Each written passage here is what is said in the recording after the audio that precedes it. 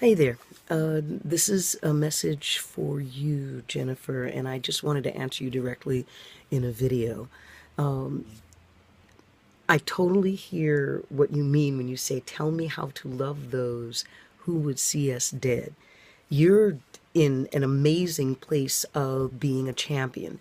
You're championing those who are disenfranchised. As a defense attorney, you're taking on the folks who are at the fringes, who don't, for spiritual, on a spiritual level and for energetic reasons, have not called into their lives a way of being lifted up in a very real way. Your question about how to love those who would see us dead, phenomenal question. Love it.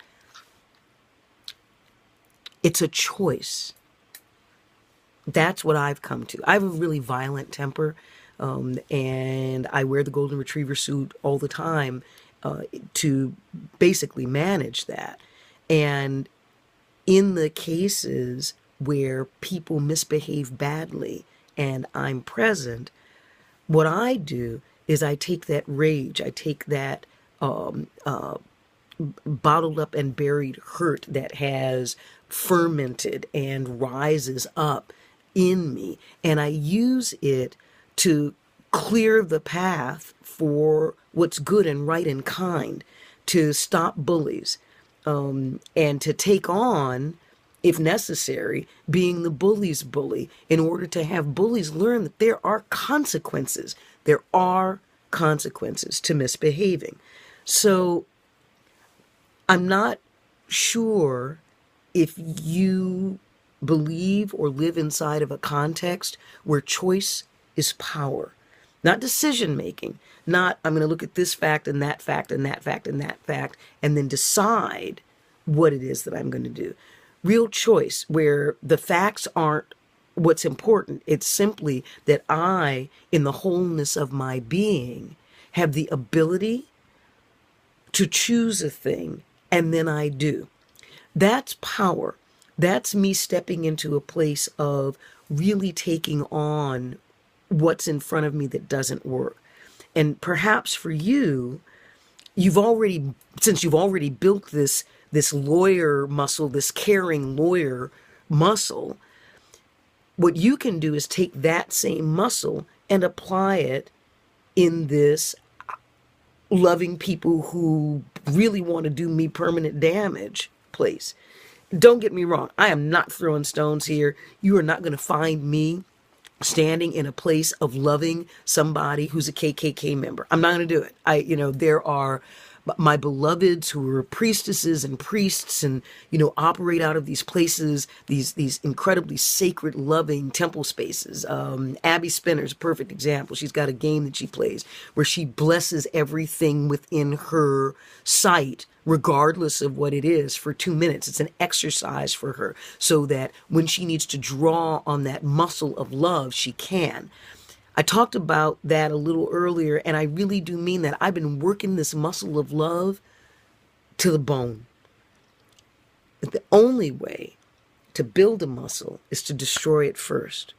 And so I've had to recontextualize, basically destroy my love as I understood it, so that I could build a different love that lets me stand in an empowered place when I'm faced with hatred, when I'm faced with damage, when my first reaction is I'm gonna get in there and stop this shit right now. I am done with the bullshit. I am sick and tired of people pissing on my back, telling me it's wet, and making that be okay. That's not where I am. Where I am is looking at people who are doing that kind of hateful behavior and really drawing on my strengths, drawing on what it is that I have built myself into being as a shaman, as an urban shaman, as a woman who wants to choose empowerment for herself and others, and so does. It keeps coming back to choice. It keeps coming back to making the choice anyway. You're not a robot. That's perfect.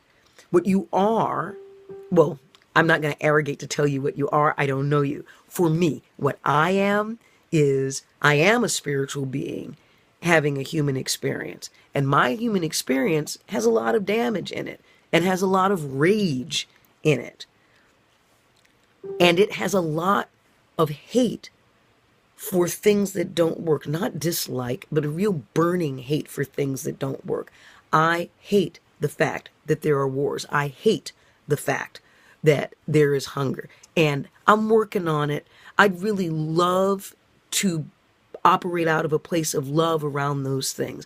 Operate out of a place of love around Nazis and KKK members and people who are in prisons who have done horrific things, truly horrific things, you know, like Manson. I'm not built like that. So I can tell you that what I do is I keep exercising my choice. I don't want to feel that pain. I don't want to feel that sense of helplessness. I don't want to feel that sense of hopelessness that makes all of this rage come up in me. I don't want to do that. So I make my choices every day when I'm faced with the pain. And sometimes my choice is to absent myself. Literally just say, you know what? I can't make this good or right. And so before I say something that I mean, that I still, even though I mean it, would rather not have said, I'm going to take myself someplace else. And that includes even on Facebook. Some of the things I'll look at and I'll start to read them and they start making me crazy and raged and all that all over again. I stop reading them. I stop reading them and I make sure that they do not show up on my feed.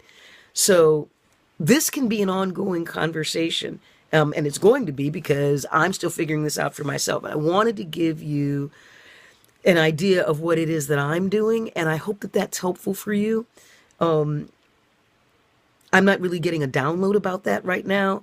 So I, can't say the Spirit is saying, this is an answer, etc. This is just what I do for myself. And I hope that that's helpful. All right, darling, take good care. I hope you have a great night. I really appreciate your stepping up and asking the question. All right, I'm Julie Woods, and I'm a tribe-sourced human. Our story, sticking to it. Bye-bye.